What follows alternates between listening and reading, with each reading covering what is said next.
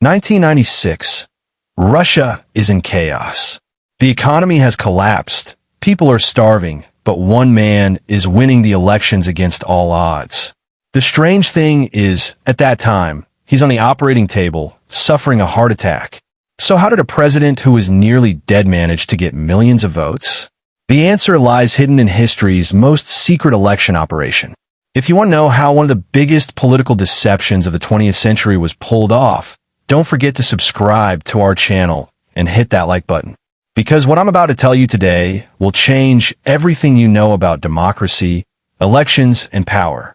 The story begins in early 1996. Boris Yeltsin had been Russia's president for 5 years, and those 5 years had been a complete disaster. The Soviet Union's collapse had left Russia in ruins. Factories were closed, salaries weren't being paid, the ruble was worthless.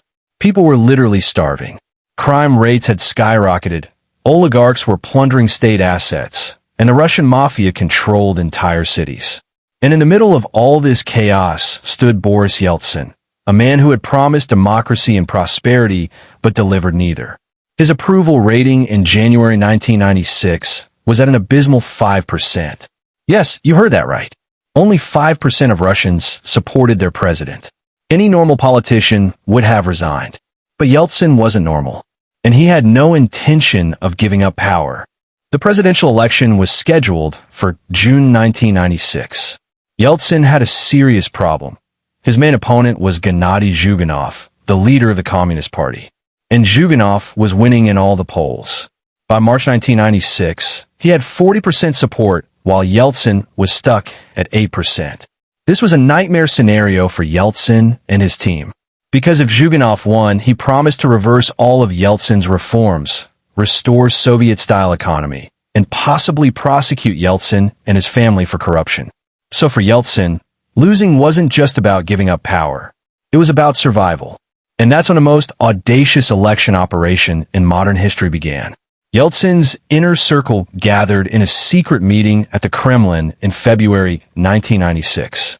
Present were his daughter Tatyana Dyachenko, Chief of Staff Anatoly Chubais, and several oligarchs including Boris Berezovsky, Vladimir Guzinsky, and Mikhail Khodorkovsky. These men controlled most of Russia's media, banks, and natural resources. And they all had one thing in common. They would lose everything if the communists returned to power. So they made a pact. They would do whatever it took to keep Yeltsin in office. Money was no object. Ethics were irrelevant. The only thing that mattered was winning. But how do you make the most unpopular president in Russian history win an election? The first step was media control. The oligarchs owned the major television networks, and they used them ruthlessly. Every night, Russian TV showed propaganda pieces praising Yeltsin and demonizing Zhuganov. They didn't just criticize Zhuganov's policies. They created fear. If communists return, there will be food shortages again. Your children will starve. The borders will close. Russia will become North Korea. These messages were repeated constantly, creating a climate of panic. At the same time, Yeltsin's rare public appearances were carefully staged and edited. When he looked tired or confused, those moments were cut. When he stumbled over words, the footage was deleted. The Russian public was shown a version of Yeltsin that didn't exist. Energetic, competent, and in control. But here's where it gets really interesting. Because while all this media manipulation was happening, Yeltsin's health was deteriorating rapidly. In March 1996, he suffered a minor heart attack. His doctors warned him that the stress of the campaign could kill him. But Yeltsin couldn't afford to show weakness. So the Kremlin's medical team came up with a dangerous plan. They would keep Yeltsin functioning with a cocktail of medications. Stimulants to keep him awake, beta blockers to prevent another heart attack, and various other drugs to manage his symptoms. Essentially, Yeltsin was being chemically propped up for the cameras. And the public had no idea. The second step of the operation was money. Lots of money. The oligarchs poured hundreds of millions of dollars into Yeltsin's campaign. Some estimates put the total spending at over $2 billion, which was astronomical for a country where most people were living in poverty. This money bought everything: campaign rallies, advertisements, bribes to regional governors, and payments to journalists. But more importantly, it bought something else: American political consultants. Yes, you heard that right. In one of the most controversial moves, Yeltsin's team hired American political strategists to run his campaign. These consultants, who had worked on U.S. presidential campaigns, brought modern campaign techniques to Russia. They conducted polls, focus groups, and created targeted messaging. And they did it all in secret, because if the Russian public knew that Americans were running their election, it would have been a scandal. Now, let me pause here and ask you to do something. If you're finding this story fascinating, please hit that like button and leave a comment below telling me what you think about election interference. Because what happened in 1996 raises serious questions about democracy that are still relevant today. The third step was perhaps the most cynical: creating a false choice. Yeltsin's team knew they couldn't make people love Yeltsin. So instead, they made people fear Zhuganov. They created a narrative that this wasn't an election between two candidates. It was a choice between the future and the past, between freedom and oppression, between Russia and the Soviet Union. Vote for Yeltsin, or go back to breadlines and the Gulag. This binary choice was hammered home in every speech, every TV ad, every newspaper article. And slowly, it started to work. People who hated Yeltsin began to think, well, at least he's not a communist. By May 1996, Yeltsin's poll numbers had climbed to 35%. Still behind Zhuganov's 40%, but much better than the 8% he had started with. The first round of voting was scheduled for June 16, 1996. But Yeltsin's team knew that getting to the second round wasn't enough. They needed to win decisively. So they pulled out one more trick. They manipulated the regional vote counts. Now, I need to be careful here because this is where documented facts meet serious allegations. There's no definitive proof of widespread ballot stuffing or vote rigging. But there are hundreds of reports from election observers, journalists, and regional officials describing suspicious activities. Ballot boxes disappearing. Vote counts that didn't match exit polls. Regions where Yeltsin got 90% of the vote despite being deeply unpopular there. Were these isolated incidents or systematic fraud? We may never know for certain. But the pattern was undeniable. June 16, 1996 arrived. Millions of Russians went to the polls. When the results came in, Yeltsin had 35%, Zhuganov had 32%. It was close, but Yeltsin had made it to the second round. His team celebrated, but they knew the real battle was still ahead. The runoff election was scheduled for July 3rd, just 17 days away. And this is where Yeltsin's health crisis became critical. Because between the first and second rounds, Yeltsin suffered another, more serious heart attack. He was rushed to a hospital, and doctors told his family that he needed immediate surgery. His heart was failing. He might not survive another week. But Yeltsin's team made an incredible decision. They hid his heart attack from the public. They announced that Yeltsin had a cold and needed to rest for a few days. Meanwhile, behind closed doors, doctors were desperately trying to stabilize him. They couldn't perform surgery because if news leaked that Yeltsin was having heart surgery days before the election, he would lose. So they kept him alive with medications and hoped he could survive until after the vote. This was perhaps the most brazen cover-up in the entire operation. The Russian people were about to vote for a president who might literally be dying. On July 3rd, 1996, the second round took place. Yeltsin didn't campaign. He barely appeared in public. But his media machine kept running, showing old footage and pre-recorded messages. And when the votes were counted, Yeltsin won with 54% to Zhuganov's 40%. It was a clear victory. Yeltsin had done the impossible. He had come back from 5% approval to win re-election. His supporters celebrated in the streets. Western leaders called to congratulate him. Democracy has triumphed in Russia, they said. But had it really?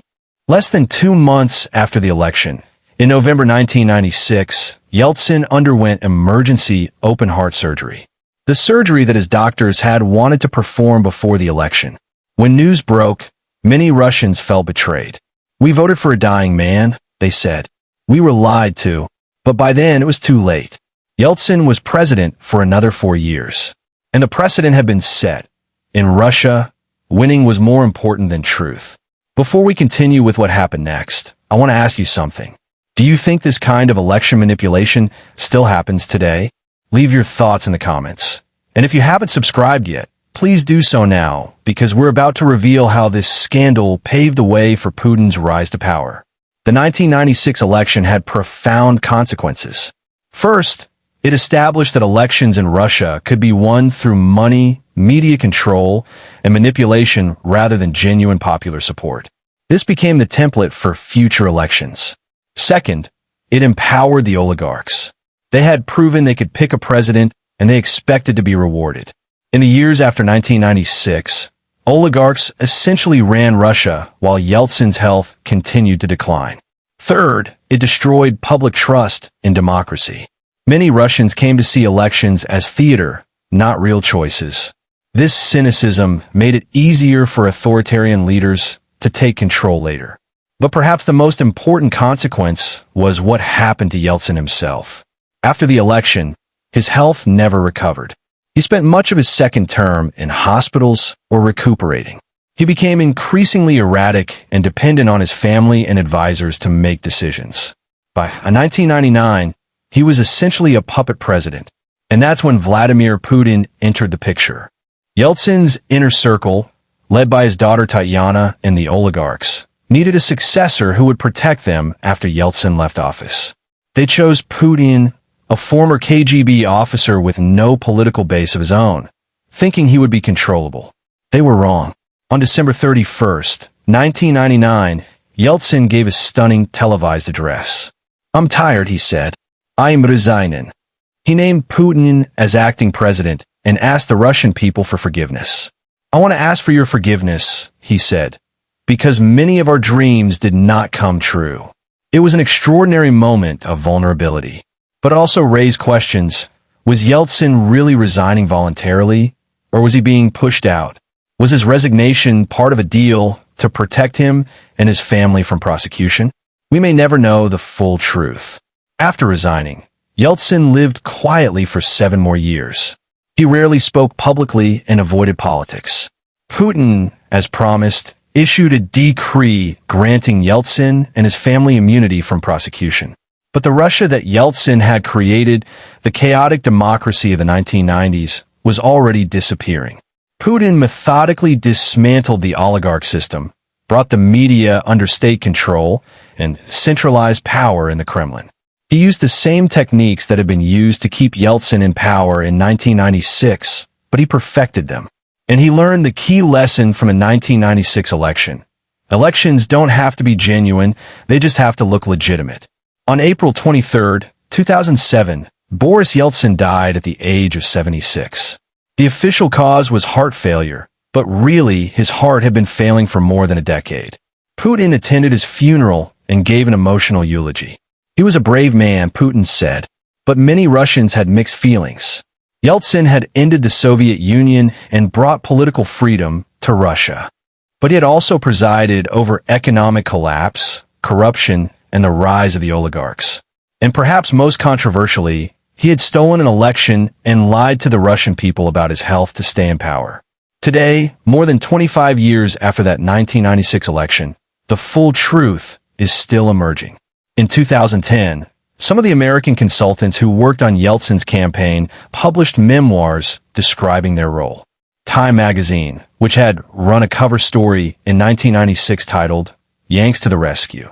The secret story of how American advisors helped Yeltsin win, later acknowledged that their coverage had been too celebratory and hadn't questioned the ethical implications.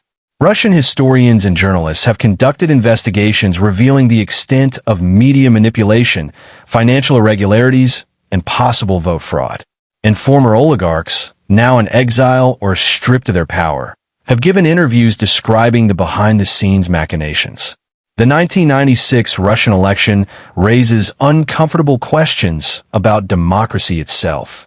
When is it acceptable to manipulate an election for what you believe is the greater good? If Zhuganov had won and returned Russia to communism, would history have judged the manipulation differently? Does the end justify the means?